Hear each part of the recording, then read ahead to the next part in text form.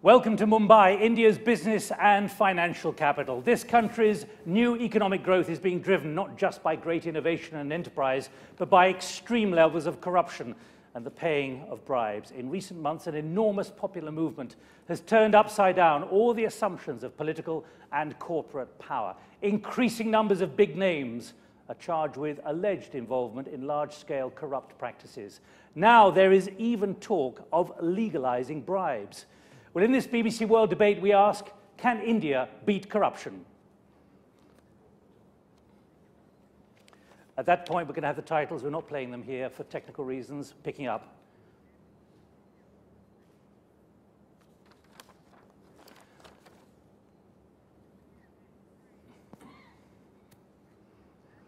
I'm Nick Gowing here at the World Economic Forum's India Summit. Our debate on this critical issue, consuming Indian public life, is led by leading figures from the government, civil society and the corporate world.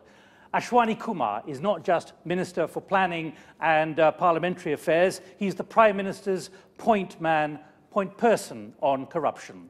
Kiran Bedi was India's first female police officer and rose to a high rank. She's now a leading figure in that massive new popular movement to end corruption.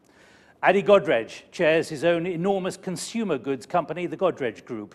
He's also president-designate of the Confederation of Indian Industry and has been chairing the CII's new efforts to end corruption.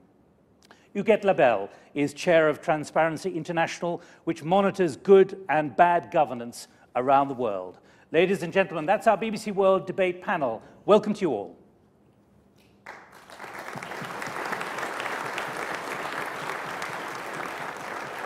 Well, first, the critical issues that are suddenly turning upside down so many fundamentals of political and business life across this vast nation.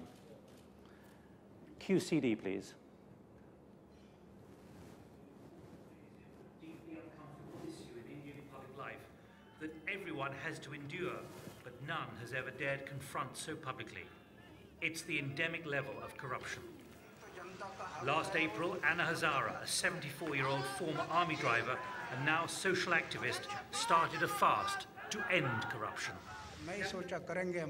It's do or die now. Just like the independence struggle. Either we succeed or we sacrifice our lives. A giant telecom license scam had cost the government $40 billion. Contracts for the Commonwealth Games were mired in alleged corruption. A cash for votes scandal rocked Parliament, leaving the government suddenly vulnerable. Everyone at every level of life knows they have to pay bribes, large or small, to get almost anything. Anna Hazara's protest picked up extraordinary and unprecedented online support from millions of Indians. In just 96 hours, it forced the government to give in. A new anti-corruption law would be put to Parliament. But despite the intense public clamour, the politicians dragged their feet, diluting the commitment to an independent ombudsman known as Lokpal. So, in August, Anna Hazara threatened a new fast. The police were ordered to detain Anna Hazara first thing one morning, along with more than 1,000 of his closest and most passionate supporters. 2 days later, Anna Hazara was released from jail with even greater status as a hero fighting institutionalized wrongdoing. But as millions of concerned Indians exercise their right to access public information, including logging what they know on a website, ipaedabride.com, sinister forces seem to be at work. This is a tribute Facebook site to Sheila Massoud, a prominent activist against the abuse of power by government and corporates. She was found shot dead in her car, just as Anna Hazara was put in jail in August. Her fate is not unique. Despite the growing protests, vested interests seem determined to ensure their way of life via petty or large-scale corruption is not threatened.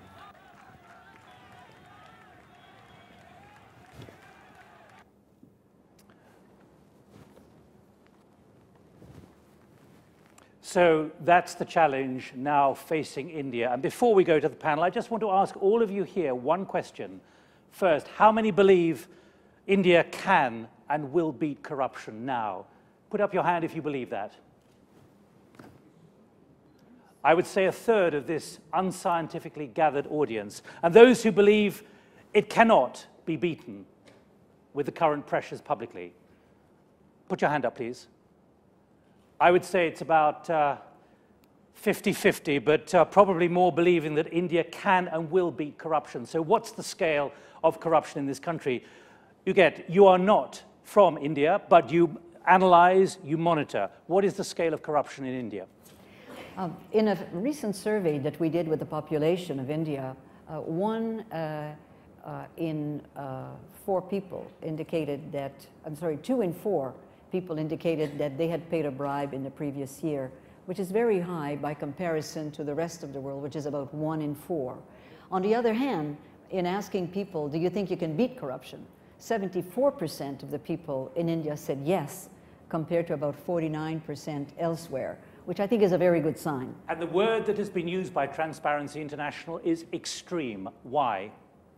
Well, because it's the vastness of it. It's the corruption at the grassroots level, which I think is affecting people, and that's why the people are saying that they had to pay bribes to gain access to essential services like health, education, land permits, which is the lifeblood of the people on the ground. Adi Godrej, I have here the Confederation of Indian Industries Code of Business Ethics. By your judgment, how extensive and how deep-rooted is corruption in India? I think it's quite deep-rooted. Quite? It's quite widespread. Yeah, I would use the word quite because I think it's still less than in some other developing countries. But anyways, it's far too much to be tolerated. But the bad news in India is it's not just business to government or business to bureaucracy type of corruption. It is also in petty corruption, which almost every citizen has to face. And that perhaps is even more pervasive than the business to government type of corruption. Would you accept what Sonia Gandhi, the head of the governing Congress party, called it last week? She called it a big disease that affects everyone. Yes, I would agree with that. And we need to considerably reduce this corruption. I'm not one of those idealists who thinks you can eliminate corruption, but you can reduce it very considerably. And I also feel that corruption has had a major effect now on GDP growth too. Right. Kiran Bedi, you represent what is now called Team Anna, the movement which has built up extraordinarily in the last few months here in India. Do you believe that many of those who've mobilized, the millions who've mobilized behind the cause, are themselves takers and givers of bribes? I think 2 out of those 4 were primarily givers. That is how they connected, because each one of them had had a feeling of hurt. Till this movement, each one of them had reconciled and surrendered and adapted. They had adapted. Those who could pay, paid, and those who couldn't pay got away from the margins. They got away from the mainstream. I think those are the people, and they were urban, they were rural, and they were all faiths. How deep-rooted is it? 300 cities connected with us. How deep-rooted is it? Tremendous. It's even much more, because those who still, you could go back, Transparency International would go and connect, may still not have access to. Those people are not as mobile, but they do pay for water, irrigation, school, hospital, etc. Minister Kumar, let me put it to you. Your government is still not gripping the totality of this enormous challenge now to India. How would you describe the level of corruption in this country? Well, corruption in this country is a stark reality. I have not weighed it on a scale or measured it on a scale, but I do know that a vast number of people in this country either are victims of corruption, certainly at the level of the delivery of the public services. That is why there is a sense of alienation, there's a sense of hurt. It has lowered our image, it has caused us economic growth, but this country is and will always fight corruption. We are in a position to combat this malaise, and it has to be fought. It is a national agenda. It is now single individual's agenda, and that is why there's a resonance in this country. As far as the government is concerned, the government has come forward and has already announced a series of measures that will be introduced in Parliament. But let me put to you, there are many out there who think that the government has been slow, wrong-footed, leaden-footed, outsmarted by the scale of the public protest. I don't think that is quite right, Nick. The issue of corruption had a resonance in this country always. It has been brought to the fore now as never before, thanks to technology, thanks to the media. And I think the government has not been slow in responding. I do want to make a point. When Mrs. Gandhi spoke about the need to eliminate discretionary quotas and powers, she was actually hinting at a much larger frame of reference to combat corruption, to tackle it at its source. When the Prime Minister talked of judicial accountability, the whistleblowers bill, the need to bring in bill to prevent corruption by corporates, we are now thinking of a legal architecture that would be robust and not confined to only the institution of the Lokpal, which in the winter session will be brought forward. So we have actually kick-started the whole process of a strong, robust legal architecture. Kiran Bedi, let me just be clear. Are you comfortable and satisfied with the pace at which the government is tackling this? Well, so far, we've only had statements. So far, we've only had statements, and the trust deficit is huge. We would welcome, actually, we're all waiting to celebrate Diwali after the winter session this year, because we will hopefully get the gift of the Jan Lokpal bill. Right, let me go to Nisha Agrawal, who is Chief Executive of Oxfam in India. Thank you. We just heard about how widespread the giving and taking of bribe is in India, and it's because of the widespread acceptance of this practice. And we believe Team Anna has taken a very legalistic approach to this problem. In addition to legal things, for example, we have a domestic violence law, but in addition, you need a campaign to change public attitudes. Is there something that we should be doing as a nation to make the giving and taking of bribes the most abhorrent thing we do? Is there something clear, Uget Labelle, of how any country can tackle this? You looking at it from outside? Yes. Well, I think that the point that you've just made is essential.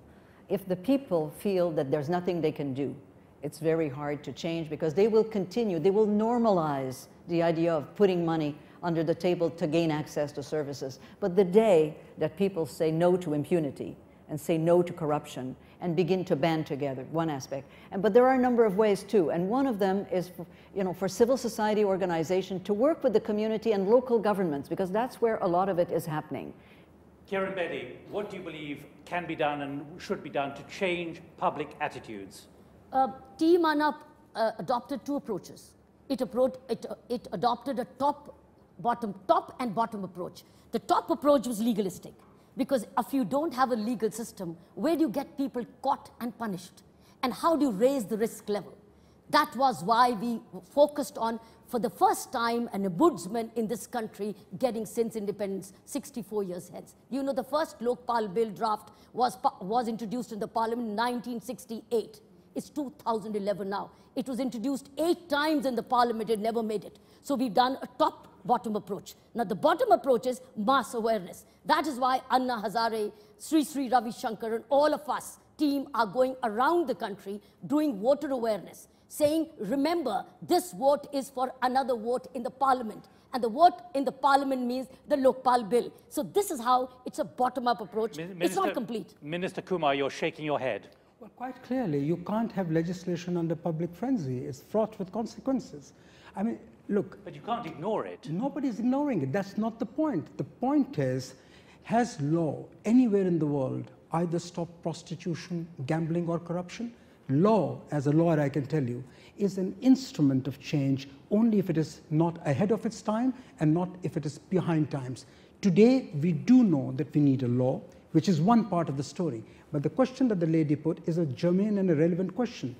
The bribe giver must decide that under no circumstances he must give bribe.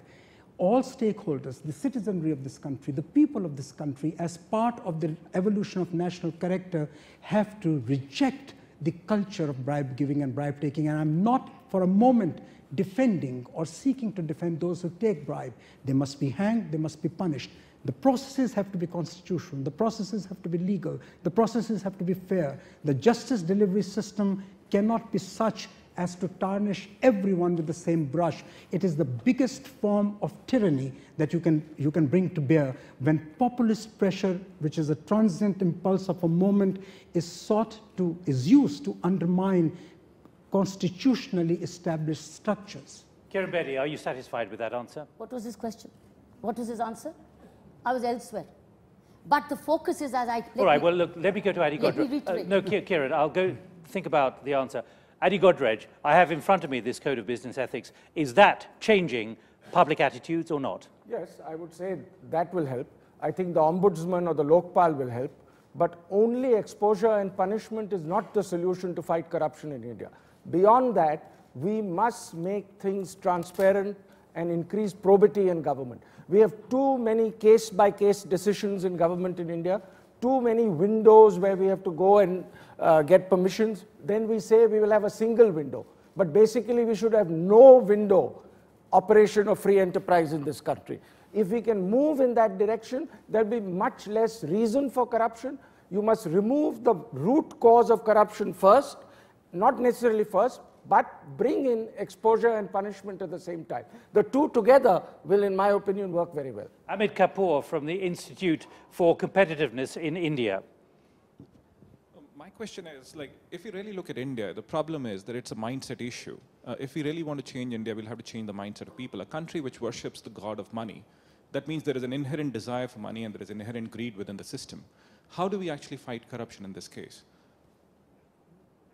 I would think unless you raise the risk level, unless you make punishment a certainty, unless you make the proceeds of the ill-gotten wealth not yours, insecure, you will continue to have greed prevailing. The only way to check greed, when did greed expand in India? It's from 1991 when economic liberalization took over and you had much more bigger volume of money.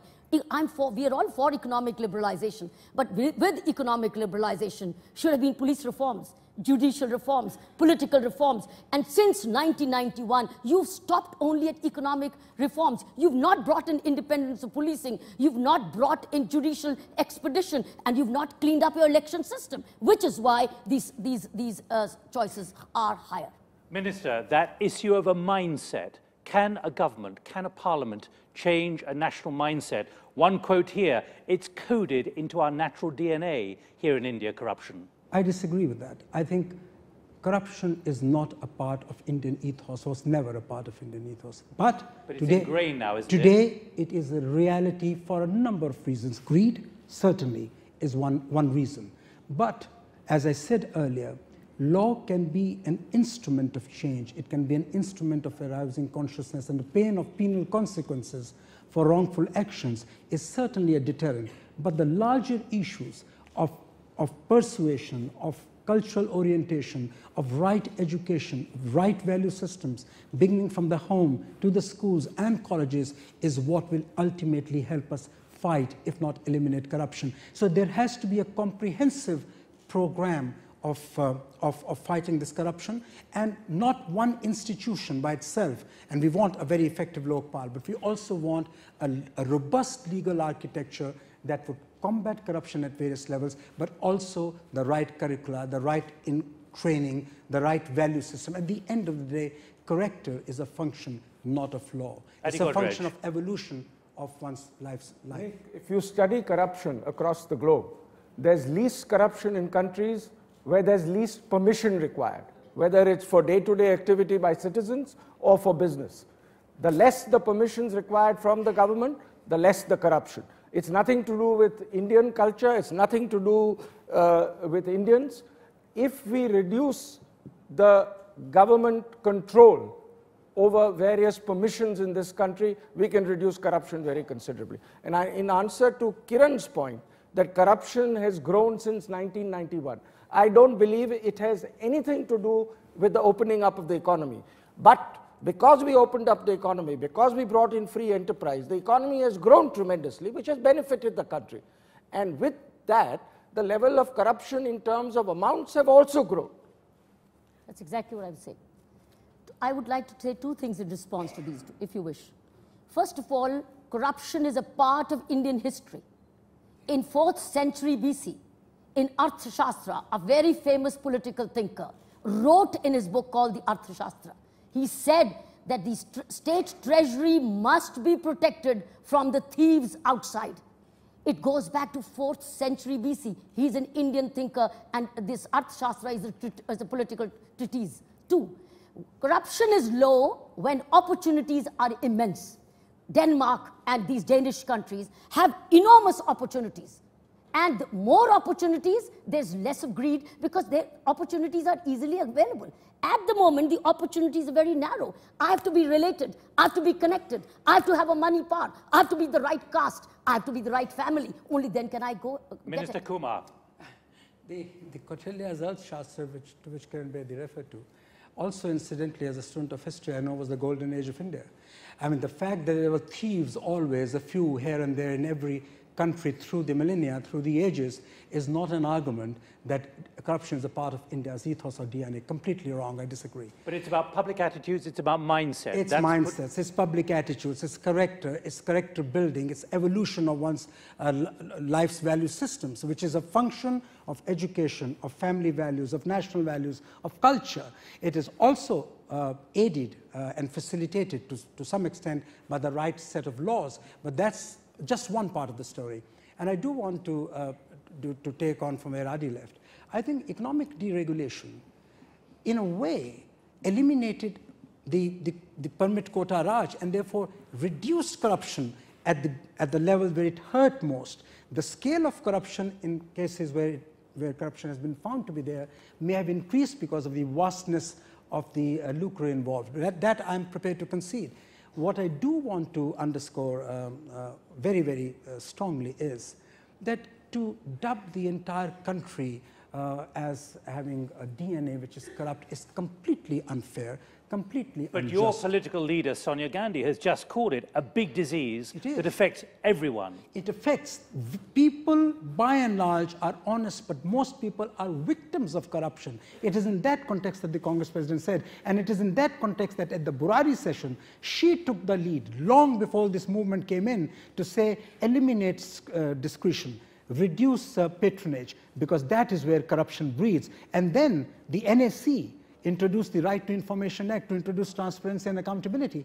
This UPA government and the party that leads the government has been in the forefront of the fight against corruption, and that is going to be proved by 7 main legislations: Whistleblowers Bill, Prevention of Bribery Bill, Citizens Grievance Redressal Bill, Prevention of Bribery by Foreign Officials, Judicial Accountability Bill, the Lokpal Bill, and the RTE, all of which has been introduced in this country by this government. Never before in the history of this country since independence have a series of measures been taken and brought to fruition in a frame of time in response to the need to end this malaise. It is eroding into the very vitals of the Indian Republic, and it needs to be addressed, and we are doing all we can. Kiran Bedi, I have to put it to you that even after the protests since April, which is, 7 months ago, and the resumed protests in August, what the minister is saying is we're moving in the direction that you're looking for.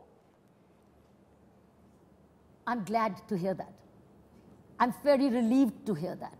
I think the winter session will prove it. Of Parliament. But what kind of bill they produce is the real challenge. Why are you suspicious? Why are you worried about that? He's just said there are 7 clear points. Because there, the government bill is derogatory. It is retrograde. It is retrograde because it's creating 2 central bureaus of investigation instead of 1. Multiple agencies has been the bane of this country. You've had multiple, let me complete.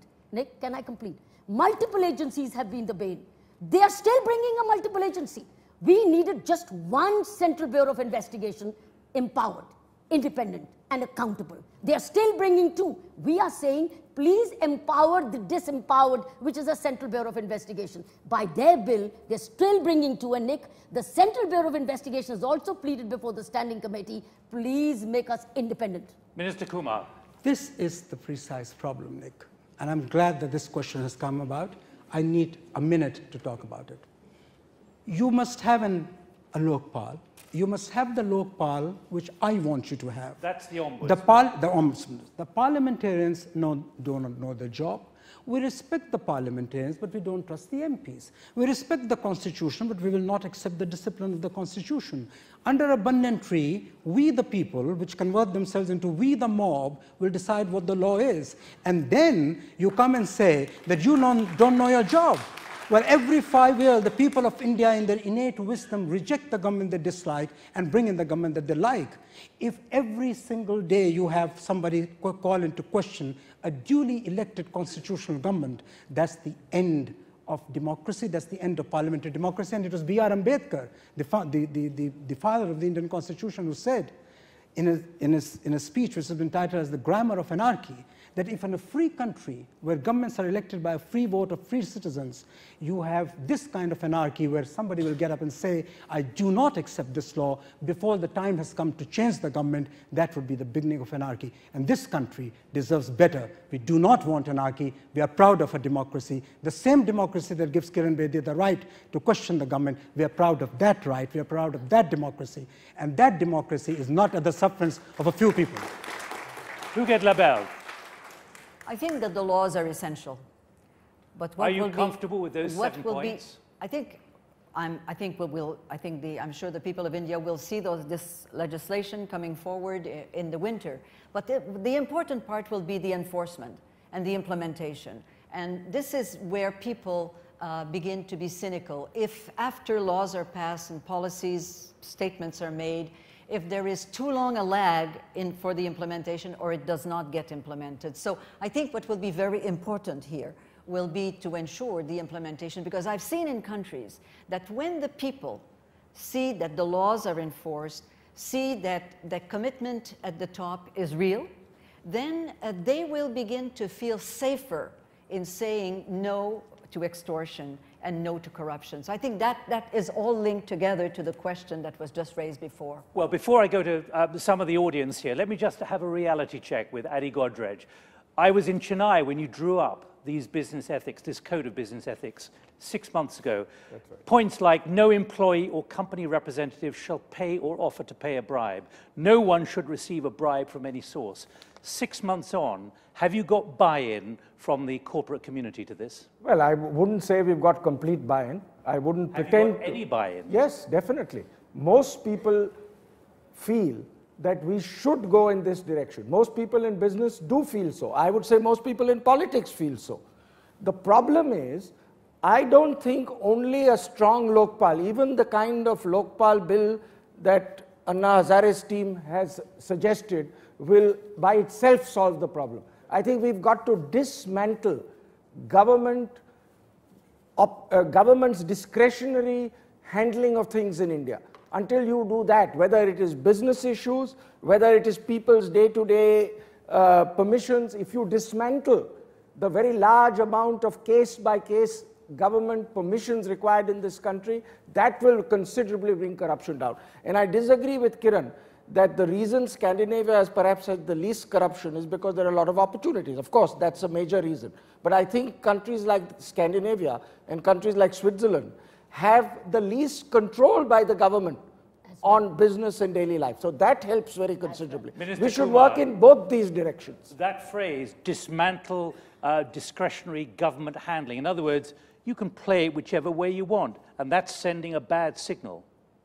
No, I think as far as unregulated or unrestricted exercise of patronage is concerned, it does breed an element of subjectivity, which in turn could lead to corruption. That is why the Congress president said we need to eliminate largesse powers. But the Confederation of Indian Industry, from Adi Godrej a moment ago, just said you've got to dismantle discretionary government handling. In other words, you're never quite sure what the rules are. No, I don't think that's the sense in which Adi discretionary government mentioned. handling. No, I think the spirit is reduce discretion or regulate it, or you cannot have an unruly horse in a discretionary power. You can't use a discretion to distribute government largesse in any way you want in return for favors. That's the spirit, and I entirely agree with it. And that is what Mrs. Sonia Gandhi reiterated in the Burari session of AICC, the fundamental point. And coming to what we are trying to do, Mr. Rahul Gandhi even spoke of giving to the Lokpal a constitutional status, which is bringing it at par with the Election Commission of India. So I brought in this point only to show that at the highest levels of the party and the government, our resolute will and commitment to have a robust legal and policy architecture to fight corruption is unquestionable. Kiran Bedi. To get the constitutional status to this Jan Lokpal bill, the same party in power will need 2/3 majority present in voting. It does not have 2/3 majority present in voting. All it needs is simple majority if it passes a statutory bill which is within its capacity. What does it want? Does it want Is it assured that the opposition will support it? That's exactly what we've been saying. Please bring in first what you are capable of. You have a simple majority, bring in a statutory body, which we're asking for. The day you have 2/3, give it a constitutional status. We're very happy if you give us a constitutional status, which means, is the opposition supporting you? But don't make that as an excuse that we wanted to bring in a constitutional body, the opposition did not support us, and therefore you can't have the bill. We will not take that. We will go back to agitation after December. That's it. All right. Right, let's go to some other views on this critical issue, please. Could you introduce yourself? My name is Kapil Nevatia. My question is to Mr. Godrej. Few days into Anna Hazare's fast, I sent an email to President Obama asking if he would still support US companies doing business in India. I didn't get a response, unfortunately. But I would ask you that what could we as businesses do to convince foreign companies that in addition to 1.2 billion consumers, we would still support honest enterprise? Well, I think that's going to be a very important thing. If we are able to fight corruption in this country successfully, I think it will considerably increase foreign investment into India. I also feel that if we are able to reduce corruption very considerably, it can add about a percentage point to India's GDP growth, other things being equal. So it's a tremendous development for the country. And what is happening today, I think people are blaming a little bit of slowdown in government decision making to some of these issues. I look at this as short-term pain for India, but long-term gain for India. Minister. Well, just to answer to what Kiran said, it is not my case that we are not bringing in the statutes. I read out 7 different laws that we do intend to bring in Parliament, in the winter session of Parliament. But when we talked of the constitutional status, we were told, you can't get it done, therefore what you're saying is not true. Leave it to us. We are in government. If we can get it done, we'll get it done. But that does not detract us from our commitment to have a strong and robust legal architecture. At one point, when you say we are going to go to agitation, when you say we are going to go on fast unto death, is it not an imposition on the liberty and the freedom of choice of others? When you want under pressure certain things to be done, it does impact on the freedom of others. People may have a choice. And you say no. You are going to create a frenzy, you are going to create a system of anarchy, and you're going to tell the government that if you don't do this, we are going to gherav the members of parliament, we are going to gherav the offices of the ministers. Is it not taking law into their own hands? Did Mahatma Gandhi ever do it? Mr. Anna Hazare, who is a Gandhian, we have great respect for him, we don't quarrel with him, but is this the way forward in a constitutional democracy? That's the fundamental question that was not brought up, and I do want to bring this up. Yet I must put to you that back in April it took 96 hours, including a very viral digital campaign which went around the country. Millions of people signing up. It wasn't just about one tent in the center of Delhi. This was something which exploded in a way which you have conceded took you all by surprise. No, I have no problem with that. I said there is resonance in this country on an issue of corruption. All I'm saying is the day you concede the legitimacy of agitational politics to decode and destroy the constitutional fabric, you are running straight into anarchy. Everywhere in the world, this is how anarchy comes. You've got to balance a good cause with good means. This is a country of Gandhi. The means and ends have always been important to us, Nick. And you would know that parliamentary democracies take thousands of years to be nurtured. You can't just destroy them by one movement. And I'm glad that this has not been destroyed. Members of parliament, and Kiran should know this, cutting across party lines said that the means that have been adopted to force parliament to do its business are unacceptable. And that is the challenge that we have to now face. Kiran Bedi, this new form of digital empowerment, how much do you think this has really shaken the roots of politics here? Oh, it's broken huge monopolies. This social networking has broken monopolies. It's deepened democracy. In fact, it's made ordinary people, even on a mobile phone, participate in the whole campaign. And that has went beyond the hands of the government. And that is what dislodged them truly. In fact, that's what has actually sustained the campaign and multiplied it. In fact, this movement has deepened democracy for the first time in this country. Jan Lokpal Bill has been contributed by people across length and breadth of this country. When this law comes, it will be historical because a common man would have participated in it through a website, through an email, through an SMS. and through workshops in the corners. That's the kind of law which has been drafted through people's participation. And there's the first time it was a challenge to we the elected from we the people. So a challenge to politics, also to the corporate sector as well. Companies are going to be caught out by this new digital environment here. Yes, of course, and they should be. They should be. Right, let me go to Joe Phelan, please, from the International Business Leaders Forum here in India. Thank you. I'm interested to know, away from the politics, what can business in India do practically to reduce the risk of corruption in your companies and in your markets, and reassert the principles of good governance that can distinguish Indian business from other high-growth markets. And I'm also interested what government can do itself to improve its relationship with other sectors, and what you can do in civil society practically to make sure that you are deepening democracy, as you say. And Nick Senapati, who's the managing director of Rio Tinto, the big mining company here in India. A similar issue and concern from your side. Given the pay structure that we have in India, and as I understand, one needs to pay to get a job, is it possible to actually get on top of the corruption? Do you feel yourself, as Rio Tinto, do you feel that you're involved in corruption at all, given you're in the mining and extractive business? What would you say to those who say maybe you're part of the problem?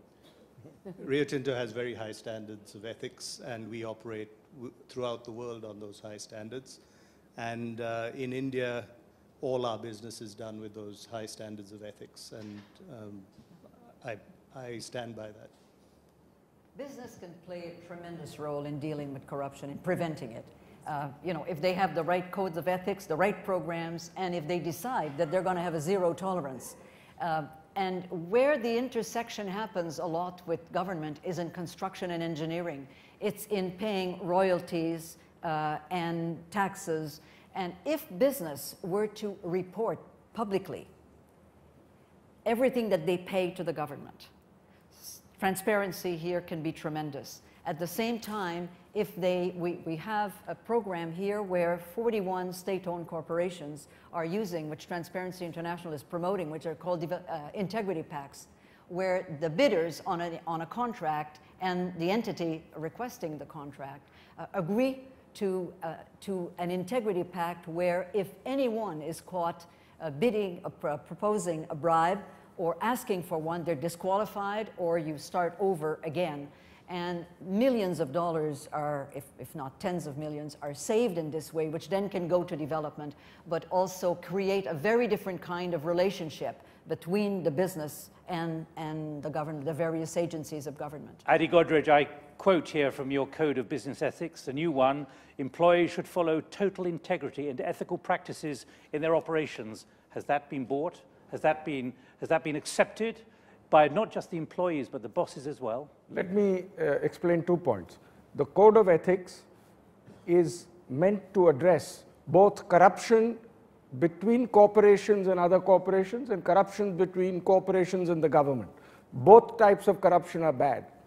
Let me also say that there are many large and very successful corporations in India who have a reputation, very strong reputation against corruption, very strong reputation for ethics, and they are among the most successful corporations in India. So it is not that you cannot succeed in India with ethical standards. And I think more and more corporations will follow that. It needs a lead. This code of conduct is a lead, and we hope the general environment in the country will also improve if, as I said, government transparency and probity improves, and if strong forms of exposure and punishment come to play in India. Kiran Bedi, this idea that there are many companies who are really role models in this country, don't lump them all together. Nobody's doing that. Nobody's lumping them all together.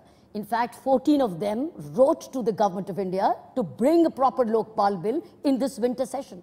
He's one of the signatories to that letter. It was a corporate letter where Mr. Azim Premji and others signed it. Mr. Godrej, you recall it, you signed the letter? My cousin did, yes. Yes, you did. All right. So the letter did go. So we welcome that letter. But we wanted them to go a little beyond the letter.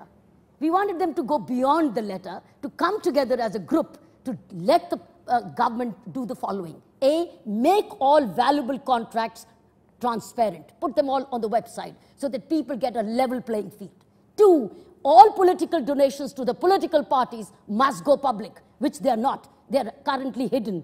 Third, we have put a clause in our draft bill before the government, which is before the Standing Committee of the Parliament, that anybody who violates the contract and commits an act of dishonesty must be blacklisted at least for 5 consecutive years. This is a clause which is not a part of the government bill, but a draft of the public bill. These are the things I think would go a long way. And I would still urge the corporate world to come together as CII, as ASSOCHAM, as chambers of commerce, come together and tell the government that our investment is falling because of rising corruption. We are one voice. At the moment, they're not one voice. They're individual chambers. Let me go to Jyoti Totam, who's bureau chief for Time magazine, on this very issue of the credibility of business and investment and the effect on growth.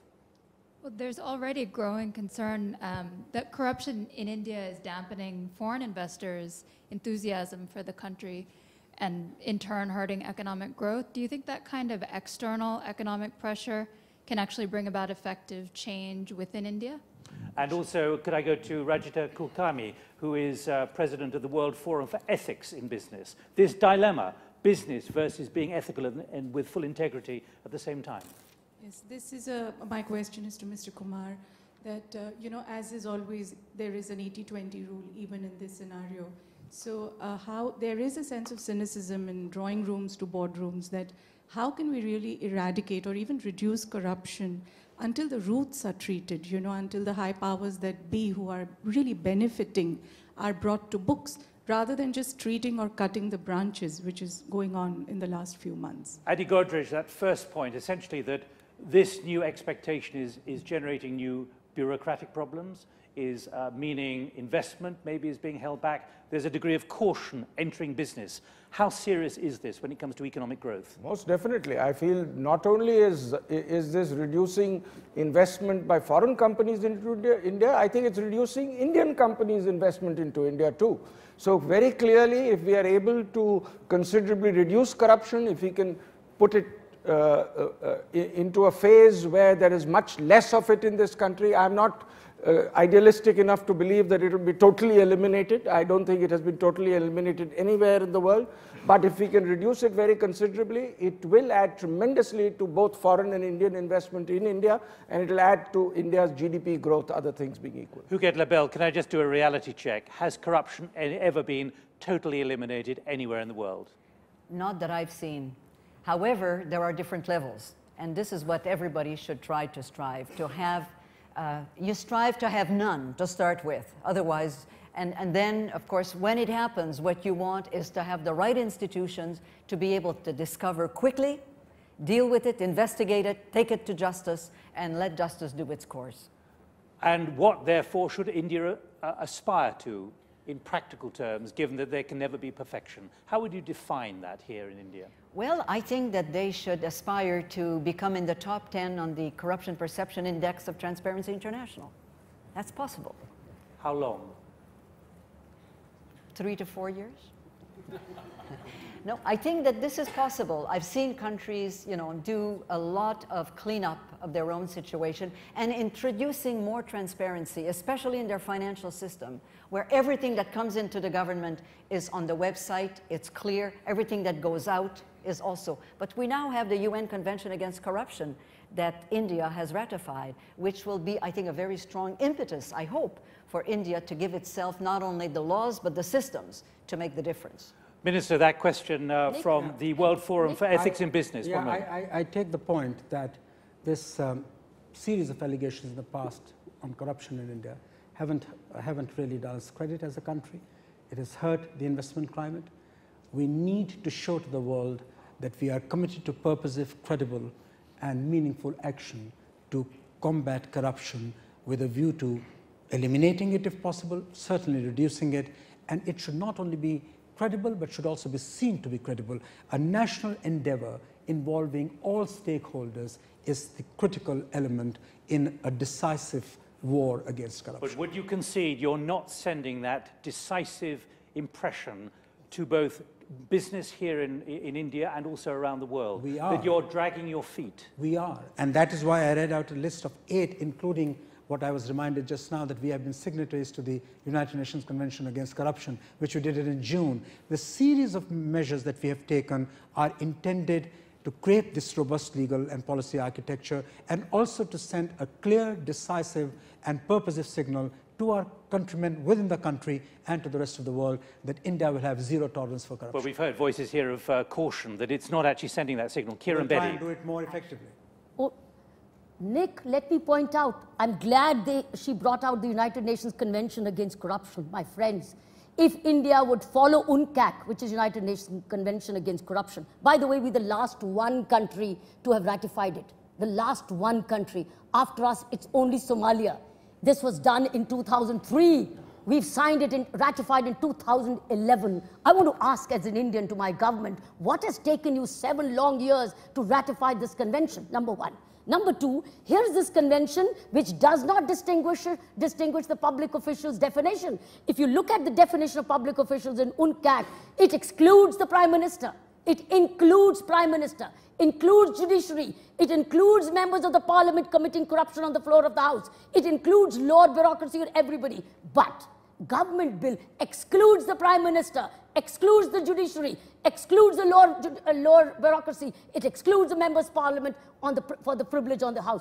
If my minister is saying exactly this, please honor UNCAC, then we don't need a Jan Lokpal bill. We've got it all. We've got it all. I think that's the real issue, if we got it done. I think that's the fundamental problem. The fundamental problem is that a set of people say, we know what is best for the country to the exclusion of all others. We will disown what the parliament in its collective wisdom decides, and it is not the Congress party, it is not the ruling party. The parliament is made of parties that are antithetically and compulsively opposed to the Congress government. Let the parliament, speaking for the people of India, decide which is the most effective bill given our circumstances. We are not here to ape an international treaty. We have to apply our mind. The parliament's wisdom is to be questioned every 5 years, and let the people of this country, who are the ultimate sovereigns in this country, whose judgment is reflected in their vote in parliament, be the ultimate custodians of the kind of legislation we want. The point I'm trying to make, and I'm going to take 30 more seconds on this, the fundamental issue that this country needs to address, the people of this country need to address, the voters of this country need to address, how are they going to legislate? How are they going to make laws? Is it because one person says, this version is more acceptable to me, or is it going to be the collective and innate wisdom of the people of India? Let the people of India in the ballot of in the battle of the ballot decide this, and their judgment shall prevail. This is the promise of democracy. So even if it is violative of the United Nations Convention you've ratified, that's a challenge. The laws in India prevail. The Indian legislation prevails, and we will bring it a law which will be consistent with our international treaty obligation. We will go stronger. We have followed the OECD code, but our laws of prevention of corruption, even the earlier laws, were stronger. And I can go point by point. This is not an area of debating an individual clause. We know what we need to do to make our laws consistent with international treaties, but even more effective. Adi Godrej from the Confederation of Indian Industry. I think we've had strong laws against corruption. The problem is the legal process in India, whilst quite fair, is extremely slow. And that creates problems. Even if you have good laws, if you have a very slow legal system where a judgment doesn't come for 15 years, 20 years, even 30 years, then the law can't solve problems. So I am still a great believer that opening up less permissions from the government is one of the major ways to fight corruption in this country, and I hope that happens. Minister, you've got to speed up and you've got to get Parliament on your side. That's what's clear. Well, what's clear is that we have done everything in our power not only to bring in a strong ombudsman, but also every other law that is necessary to make the functioning of that ombudsman more purposive. And the people of India will decide. The Parliament will give its verdict in the winter session of Parliament. Let me ask, who has a strong view about the Ombudsman and the Lokpal and its effectiveness, likely effectiveness or not?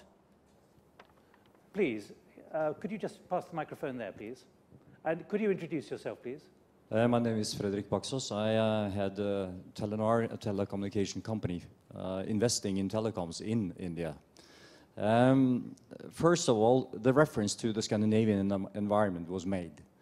And being from Scandinavia, it is absolutely unacceptable to enter into any sorts of corruption, because there is an attitude from the bottom, and there are checks and balances like the Ombudsman arrangement that make sure that the transparency happens. So are you convinced by what's happening or not? This has to be done and create a check-balance system that has been given the power to execute. And is the Lokpal Ombudsman the answer? And what is the end? What is back there again is you have to walk the talk and let things happen to unveil these things. In the Scandinavian environment, the attitude is as easy as that. It's like doping in sports. It's not acceptable. And when that attitude is with you from the outset, then the Ombudsman arrangement is one of those mechanisms that make sure that things are going in the right direction. Well, let me put it to you. Keep that microphone. Are you convinced by the speed, the pace and the commitment on this critical issue in the last 7 months or not? Well, we can always sort of wish for things to happen immediately, and we can wish things to happen at a high speed. But we have to show a certain respect of the fact that this is a big country in huge transformations. And the country has to walk that road, so to speak. Thank you. Right, let me get one more view here from a senior figure who's been campaigning on this himself. My name is Arun Jagat Ramka. We have too many laws, as I say that India has law while China has order. What we need is less of some laws and more order. The Lokpal bill may be very good, but if it remains another law and is not implemented properly, what we will have is more like what we have today. There is no rule of law, it's rule of men. Those who are in Tihar jail today are there because people have decided that they should be there. They are not there because of law. They are being denied their right to bail because they did not go to jail earlier because law was not applied. They are in jail because law is not being applied. Pass the microphone to your left, please, to Dimitri Vlasis, who's head of corruption and the economic crime branch of the US Office on Drugs and Crime. We've heard the quoting of the United Nations. Which way should India be going, in your view? Well, we were very pleased to welcome India into the growing group of countries that have ratified the convention. It was not the last. Others have followed, and there are still others that need to come. You would be surprised, not how many, but which. And India will need now to also gear itself for the review mechanism, a monitoring mechanism which is a peer-based and so on, and it's scheduled to take place in 2013-14. So I have heard many good things. And I've heard a lot of commitment. The only point is that India is indeed a big country and needs to be treated as such. But I think that there are specific actions that can be taken. Some of them have been described. Others, I think, can be taken further. One area, and with this I will conclude. One thing that can be done perhaps is for India to, now that it has ratified the convention and because that gives it a position of influence in the world, it would be good if it takes a snapshot of where it stands and then decide what needs to be done next. Let me move this forward, because one interesting suggestion in the past few weeks has come from the government's chief economic advisor, Kaushik Basu. He said, now is the time to legalize bribes. Is that the way forward? Kiran Bedi. That's like giving up. And that's debasing society to my mind. I think, with great respect to the economist, but I think as a simple citizen, I would hate to see this liberalized because, or even legitimized. I think this would be downgrading ourselves. I don't think that is exactly what he said. I think what he said is that make it not a crime for small bribe givers, not for large bribe givers, and a crime for all bribe takers. That is what he suggested, so that where small bribes come into place, the giver can expose the taker. I think that was the suggestion. So I would like to correct the impression. That is my impression of what he suggested. And the view from the corporate world, is this actually quite an interesting way forward? I think an interesting Given what thing, we've so just heard from long as you Kiran put Bedi. a limit to the bribe giver's amount, it should be a small limit, maybe 5,000 rupees or 10,000 rupees or something like that. Then it's an interesting thing, it should be debated, because then what happens is a lot of bribe taking can get exposed. And again, I would say that even if one accepts such a suggestion, it should be for a short period of time, not for a long period of time. In fact, this provision already is in our Prevention of Corruption Act, where you go back to establish under what compelling circumstances had you to pay this bribe. It's life-saving or it was a compelling issue. So that gets immunity and you become a witness in that case. So there is an element where you can give that witness or complainant a benefit. What do you think of this idea, Minister? Well, there are always mitigating circumstances in any breach of law, but I don't agree that you need to legitimize or legalize bribe, big or small. That's not the way forward at all, because you don't then know where it will stop and what is the scale that it will require over a period of time. What is small today or what is big today may be small tomorrow. So I completely disagree with the suggestion. Yeah, I think all bribes in a sense, have a devastating effect on people. And the small bribes are usually, you know, with the poorest people who can't afford, people who earn less than $400 a year. And if they have to pay half of this in bribes, let's say there's not much left for food or anything else. So I think that any bribe is tremendously delirious and damaging to people. And to people, and also when you're dealing with bribes, you have to take corruption further. And if, for example, you dilute an antibiotic or dilute vaccines in order to be able to sell some under the counter, you're killing people. And what about, finally, the idea of the message which would be sent if rather large amounts of money which have gone out of this country and are sitting in bank accounts were to be returned here? In order to make it clear that that money, black, grey, or whatever colour, is no longer, that kind of principle is no longer acceptable. Kiran Bedi. The Swiss Bankers Association has stated that India is the largest country which has overseas banks both in Switzerland and Liechtenstein and others. That's what they've said. Swiss Bankers Association. Then there have been other surveys which have said that India has about more than $1 trillion overseas. I'm waiting for that $1 trillion to return because that's all we need for our entire infrastructure to be like any other developed country. And I think if that is true, that either should be accepted or should be fast forwarded and got that money in. Why should we let that money lie? And I would think not should we be looking at givers or takers, but also keepers. I think these banks should be under sanctions by international authority to return the money where it belongs. I think we're waiting for a day when such banks also get sanctioned. Minister Kumar. In today's Indian Express, there's an item, headline, about 100 crores having been recovered by the Government of India and information having been given to the Supreme Court. The Supreme Court of India is monitoring it. Government of India has stated that we are going to do our utmost, consistent with whatever the international treaties are, to bring the money back. I don't think it is true that there's $1 trillion of Indian money lying, but I don't know. There's a lot of it, frankly, I don't know. Whatever there is, the principle is it must be brought back, and the government of the day and the prosecutorial agencies of the government must try their utmost to bring back the government, and that's what we are doing. But this information is floating since 2008. Adi Godrej, are people in business muttering about this, saying it's time to bring our money back to India?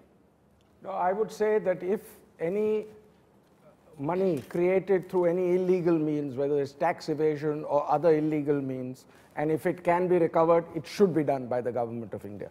The best effort must be made on that, and it is not legitimate for illegal funds to be sent and stashed abroad. I would say that the government should work on this and do its best to see that this is brought back.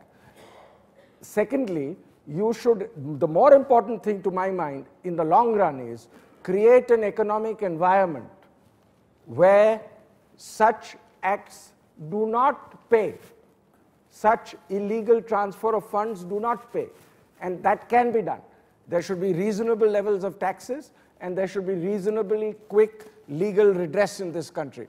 If that takes place, I think such illegal stashing of money will automatically come down for economic reasons. Some of the best returns on capital in the world are in India. Why would people like to put their money in Swiss banks at a 1% interest if the incentives for keeping money in India are strong? So I would say you should work in both directions. At that point, I have to stop you.